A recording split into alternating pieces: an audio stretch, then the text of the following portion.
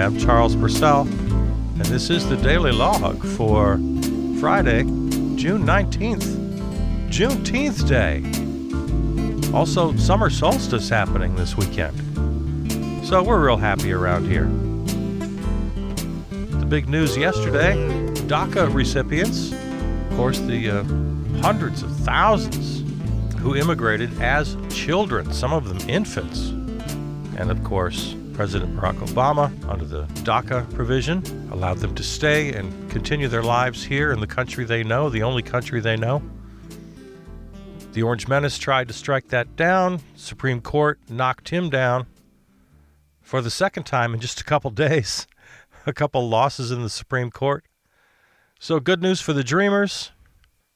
The Orange Menace having another bad week, losing in the Supreme Court. These books. Oh, Lord mercy, the books. Former National Security Advisor John Bolton, of course, with his book, In the Room Where It Happened. In the Room Where It Happened. Getting lots of press. You're going to see a lot about that this weekend. And his niece, Mary Trump, with a tell-all family book about inside dirty business in the family. So we're all entertained these days. On the darker side, though, there's the MAGA rally coming up Saturday night.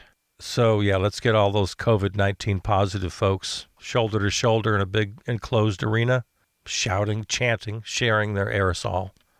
Okay, Darwin will take care of everything there. So I thought today I'd stick with a couple of happy stories. I want to talk about Juneteenth, and I want to talk about the summer solstice.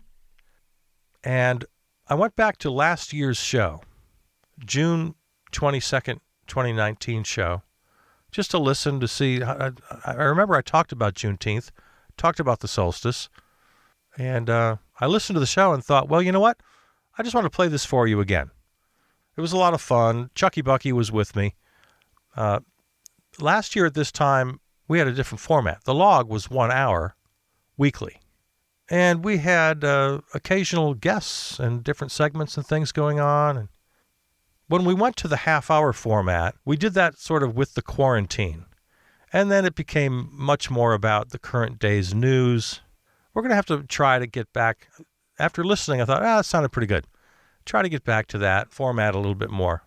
We had a lot of fun in the 1 hour format. And it also included our Scenes from a Perfect World about the solstice that we ended the show with and will end the show with today. As you may recall, Scenes from a Perfect World, little radio theater, takes place 70 years in the future. That's the main thing you need to know about Scenes from a Perfect World. So there you go. So we start with myself and Chucky Bucky talking about Juneteenth. Here it is.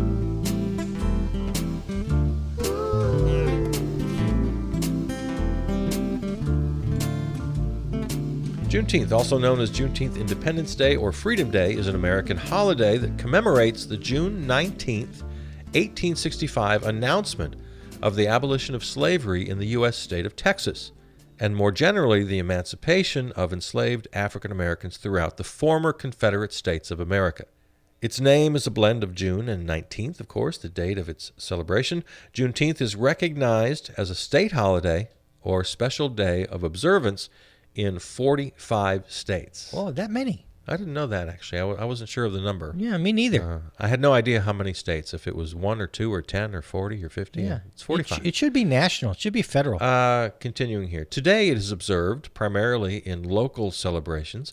Traditions include public readings of the Emancipation Proclamation, singing traditional songs, readings of works by noted African American writers. Celebrations may include rodeos, street fairs, cookouts, family reunions, parties, etc., etc. Nice. So, happy Juneteenth. There's always a big celebration right here in River West. Sure. Let me continue here, because this is interesting, and I'm not sure everybody understands or knows about this. During the American Civil War, President Abraham Lincoln issued the Emancipation Proclamation on September 22nd, 1862, with an effective date of January 1st, 1863. It declared that all enslaved persons in the Confederate States of America in rebellion and not in Union hands were to be freed. So, yeah, I guess I didn't know this or didn't remember that there were some qualifications here. Oh. All right, continuing. This excluded the 5 states known later as border states, which were the 4 quote-unquote slave states not in rebellion. And that was Kentucky, Maryland, Delaware, and Missouri. Huh. And those counties of Virginia, soon to form the state of West Virginia, and also the 3 zones under Union occupation, the state of Tennessee, Lower Louisiana, and Southeast Virginia. So that's excluding a lot. I guess I didn't realize that. I didn't know my history. I didn't either. More isolated geographically, Texas was not a battleground, and thus the people held there as slaves were not affected by the Emancipation Proclamation unless they escaped. What? Planters and other slaveholders had migrated into Texas from eastern states to escape the fighting, and many brought enslaved people with them, increasing by the thousands the enslaved population in the state at the end of the Civil War. Oh, cripes. Although most enslaved people lived in rural areas, more than 1,000 resided in both Galveston and Houston by 1860, with several hundred in other large towns. Huh. By 1865, there were an estimated 250,000 enslaved people in Texas. See, this I really did not know this. No, I didn't either. This is I should have known my history better, but this is I'm learning this. Yeah, me too. The news of General Robert E. Lee's surrender on April 9th reached Texas later in the month. The Army of the Trans-Mississippi did not surrender until June 2nd. On June 18th, Union Army General Gordon Granger arrived at Galveston Island with 2,000 federal troops to occupy Texas on behalf of the federal government. The following day, standing on the balcony of Galveston's Ashton Villa, Granger read aloud the contents of General Order No. 3, announcing the total emancipation of those held as slaves.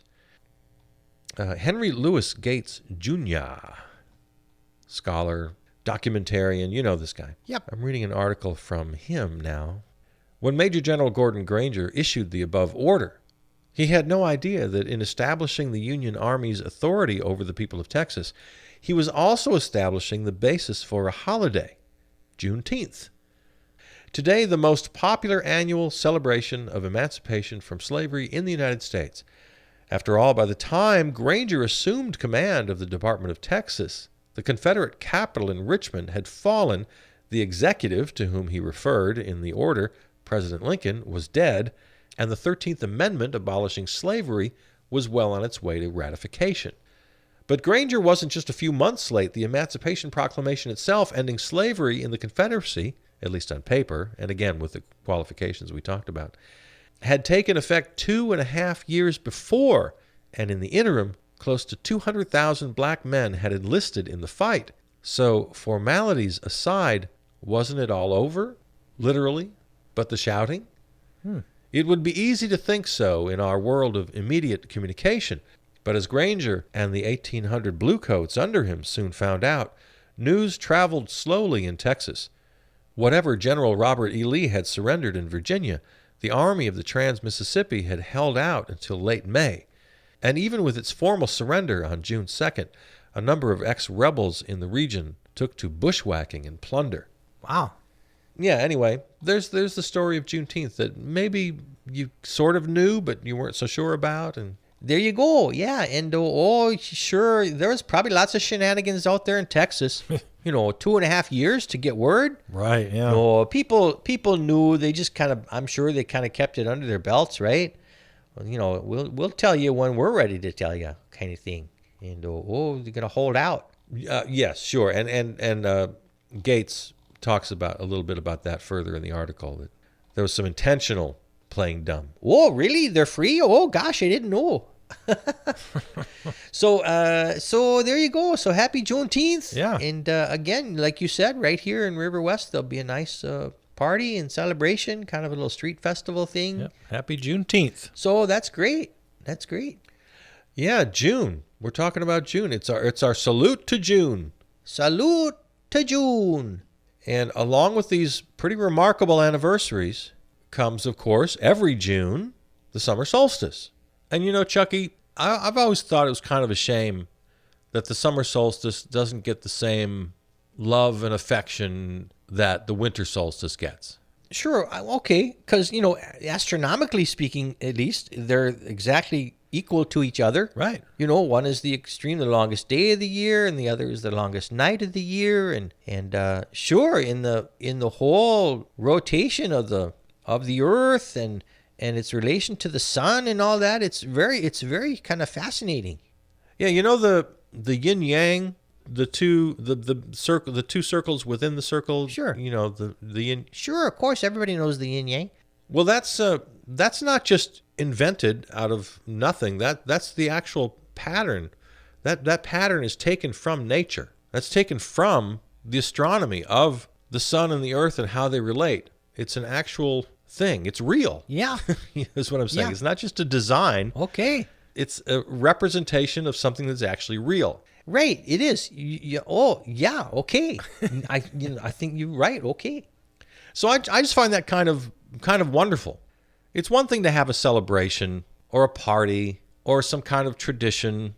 It's all great, okay? But I take special kind of pleasure in the summer and winter solstice, and then along with that, the spring and the autumn equinox, that it's based on something that's very real. It's right in our bones. It's right in the tides. It's the rhythm of nature. It's so the. Oh, I think I know where you're going with this. Yeah, I think I know where you're going with this. You're trying not to get too mushy.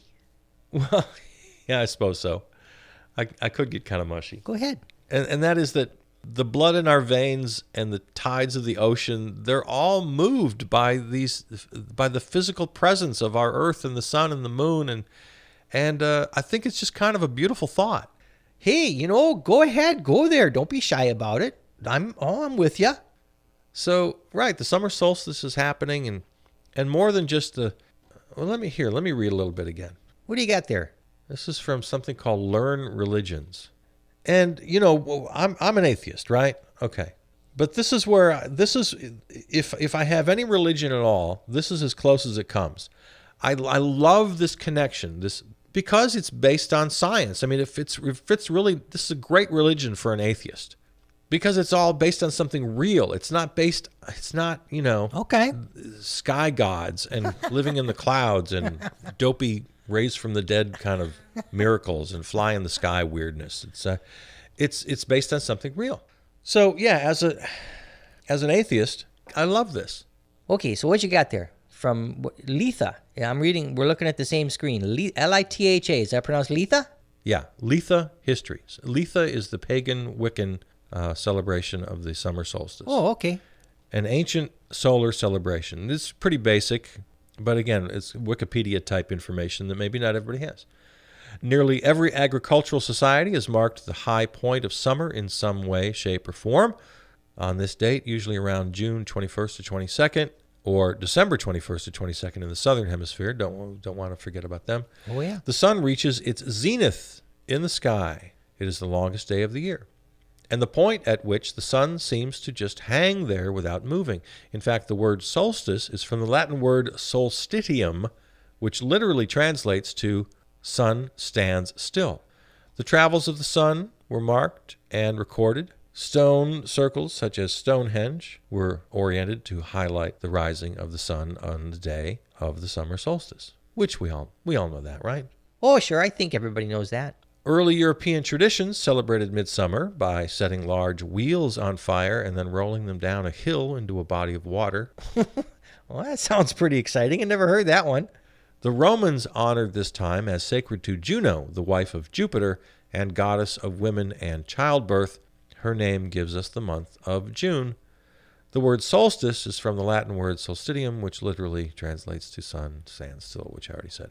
So, yeah, and you can, okay, now you got your gods and goddesses and stuff, and that's, I think, when it starts to get all silly, and people are goofy with their religions, and you and I are not fans of that. But like you said, this is something real that's happening, and if there's anything to use the word like be sacred, words we don't use that often, anything to worship or to hold sacred, Sure. I'm with you on that. Then you take it off of what's really real, and you honor that. So sure, like you said, our own bodies, our own minds are affected by the path of the moon and the earth and the sun all together. And like you said, it affects the tides and it affects the blood in our veins. I'm with you on this. I'm totally down with that. Yeah, so I guess that's my point. I as a non-religious person, I can get downright spiritual when it comes to winter and summer solstice. I think it's kind of great. And then the simple metaphors, again, metaphors drawn from truth, which is so cool.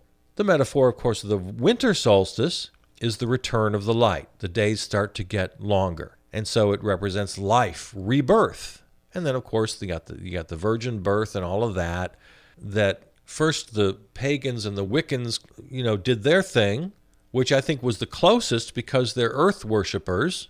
If I'm anything, I'm a pagan or a Wiccan. That makes the most sense. Yeah. If religion is going to make any sense at all, then worship trees because they're real. Sure. But then now you have your Romans and your Greeks and their gods, and all of a sudden now they're separating.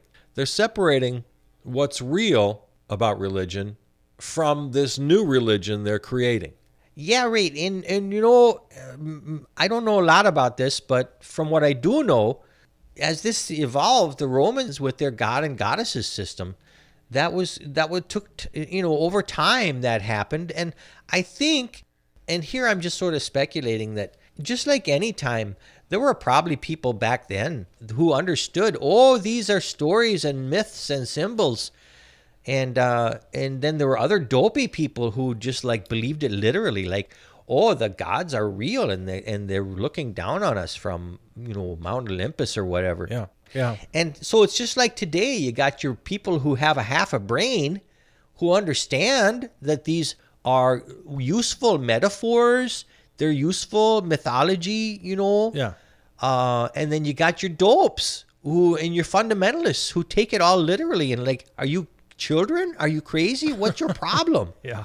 And then, of course, the Christians come along, and Rome is now Christian and all that, Sure. that part of history. And Yeah. they like take over half the world and the whole, that part of the world, the whole thing. And now they lay there, you lay on top of your stuff there, Right. on top of the pagan and all that. Right. So, and then it's even further removed from reality. So when you and I say, because I think we're in agreement here, when you and I say that we're not religious, that means that we're not religious at all when it comes to that kind of stuff. Right. Yeah. The removal, the taking of religion and removing it from things that are actually real and important. Right.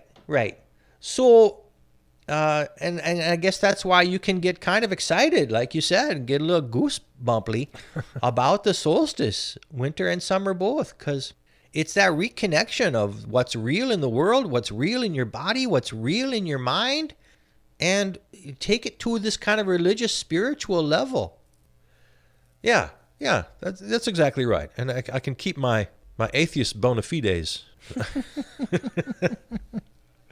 But I get really happy about summer and winter solstice for those reasons. So yeah, well said, Chucky Bucky. Thank you. Thanks. You get Yeah. it. You get it. Hey, I do my best. I try. Good. All right. Good. So happy solstice, everybody. Happy summer solstice. Yeah. Happy solstice. Happy Litha, Litha. That's the Yeah. Yep. that's the kind of pagan Wiccan Right. thing. So yeah, there it is.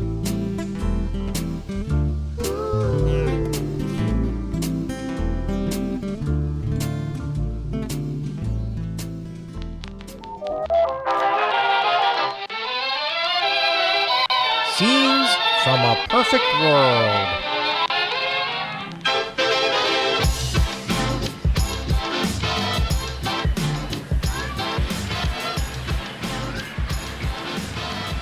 Come on, Grandpa. Come on, Dad. We're almost there. We're coming, Billy. I can see the line of dancers. It's right up ahead. All right, Billy. That kid sure has energy. I thought he'd be tired after staying up all night. Yeah, this was the first summer solstice he made it all the way to sunrise without falling asleep. Yeah, that's right. I barely made it myself.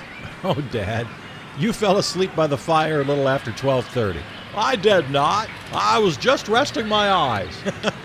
For 4.5 hours? Well, I was awake for sunrise, wasn't I? Yeah. Oh, here, Billy finished making your wreath. Oh, will you look at that? Oak leaves and red trillium and wild geranium. And say, that foam flower really sets it off nicely. Beautiful, beautiful. Here, let me put that on. How does it look? It suits you. I sure hope Gabrielle is there with her huckleberry bread. She's Cherokee, you know. Yeah, I know, Dad. I'm sure she'll be there, although it might be kind of hard to find her in the crowd. I mean, there's thousands. I'll sniff out that huckleberry bread, all right. Come on, Dad. Come on, Grandpa. Okay, we're right behind you. Aren't you going to put yours on? What? Your wreath? Oh, I don't know. Now go ahead. Get in the spirit. All right. There you go. Looks great. Come on, Grandpa. We reached the end of the line. Take my hand. We'll dance the rest of the way. Whoa, okay, Billy. Grab on, Pat. I got you, Dad. Hang on. We're picking up speed. This is my favorite part, where the circle gets real tight, and then we all spiral out wide again. You okay, Dad? Are you kidding? This is wonderful.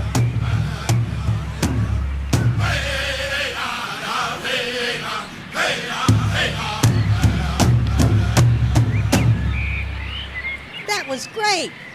Dad, did you see how fast I was going? I was right behind you, Billy.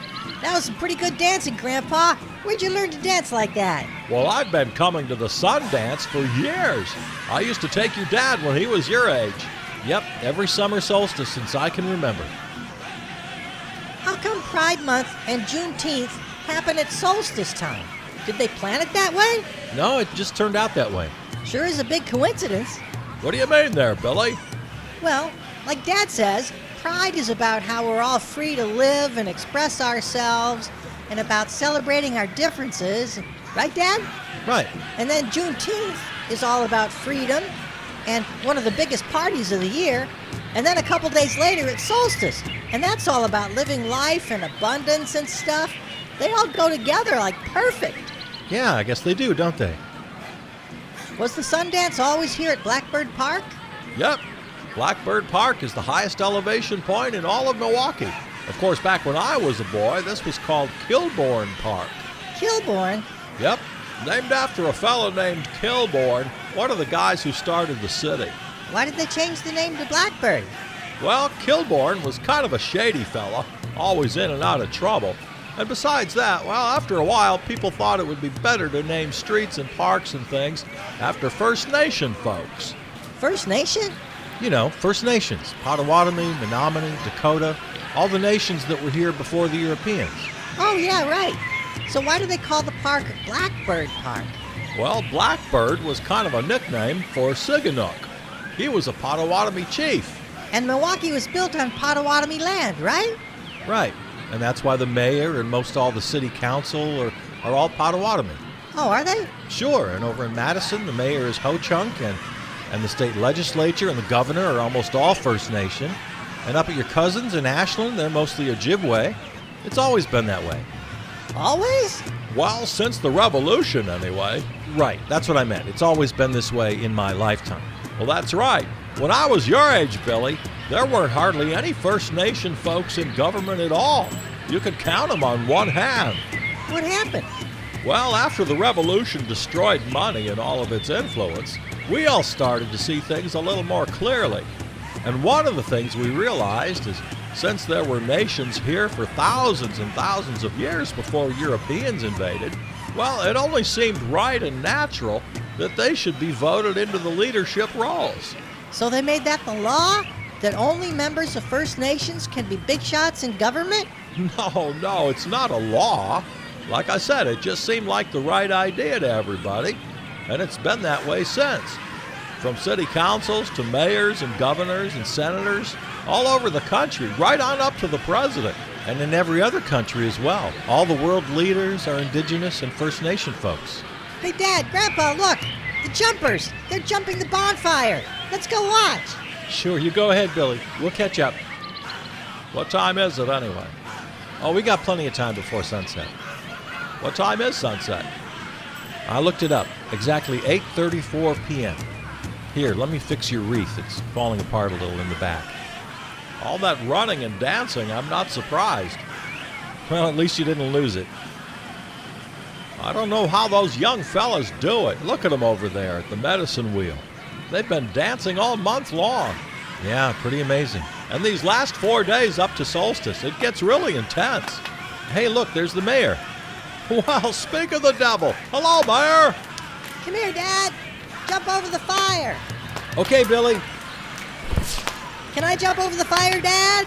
Sure. Back up, though. Get a good running start. Good. Make way, everybody. Dad. Go, Grandpa. Grandpa, your wreath fell in the fire. Get it. I got it. It's on fire. Blow it out. Dad, be careful. Throw some dirt on it. No, show's over, folks. Go about your business. Are you okay, Grandpa? Yes, I'm fine. My wreath is a little singed, though. Let's go over to the Sundance. I think it's time we take it easy and just watch for a while. Okay. I think you're right. Come on, Dad. Come on, Grandpa. Is your hand okay, Dad? Sure. Here, let me see it. Did you burn it? No, I'm fine. Okay, this is close enough, Billy. Visitors and members of other tribes stay outside the medicine wheel to watch. Why do they call it a medicine wheel? Well, they don't, really. That's a term that non-natives made up. Each nation has its own name for the sacred circle, but out of reverence, they don't share the name. So non-natives coined the phrase medicine wheel. Oh. See, Grandpa, how all the big rocks are put in a circle just right so they'll line up with the sun exactly at sunrise and sunset on the solstice. Yes, I see. See the shadows? You can tell that we're really close to sunset.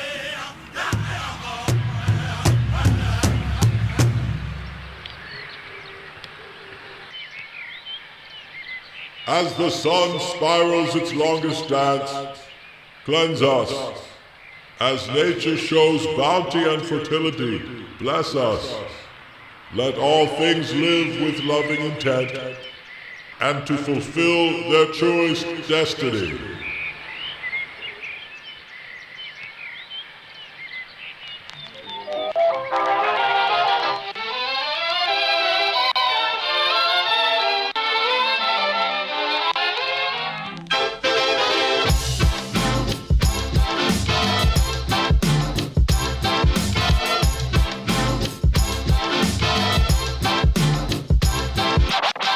This episode of The Log is available right now wherever you find your podcasts, including Apple, iHeart, Spotify, YouTube, and more. Or go to charlespurcell.com for the full archive and all the other series in the podcast family. Follow, comment, and contact me on Facebook and Twitter. Thanks to our flagship station, River West Radio, riverwestradio.com. Theme music composed and performed by Peter Donalds. From the New Arts and Media Studios in Milwaukee, I'm Charles Purcell.